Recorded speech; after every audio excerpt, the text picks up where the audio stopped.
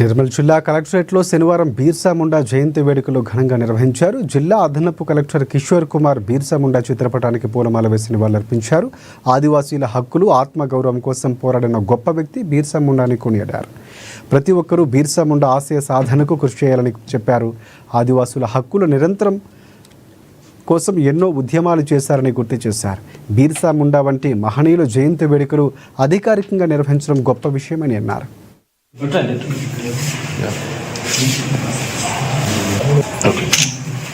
బిర్సా ముండా ప్రముఖ ఆదివాసీ నాయకుడు, ఆయన గురించి ఈరోజు జయంతి ఉత్సవాలు అఫీషియల్గా మనం జరుపుకుంటున్నాం.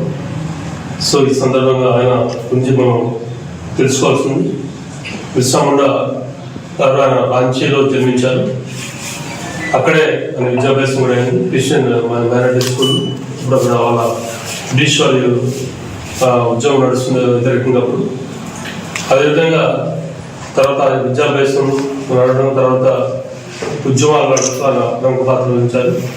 ముఖ్యంగా బిర్సా ముండా మనకి తిరుగుబాటు, పెద్ద తిరుగుబాటు, ఆ తిరుగుబాటు బాగా నిర్వహించారు. వెళ్ళి 400 మంది యొక్క సిబ్బంది వెళ్ళి బ్రిటిష్ వారిని దాడి చేశారు. బ్రిటిష్ వారి విధానాలకు వ్యతిరేకంగా పోరాటం చేశారు. వారి యొక్క నిరంకుశ విధానాలకు వ్యతిరేకంగా పోరాటం జరగడం జరిగింది. ఒక ఆదివాసీ నాయకుడు, అప్పుడు ఆదివాసీ అంటే ఎంత ఇప్పటికే ఇంకా వెనకబడి ఉన్నారు, అప్పుడు ఇంకెట్లున్నారో అర్థం చేసుకోవచ్చు.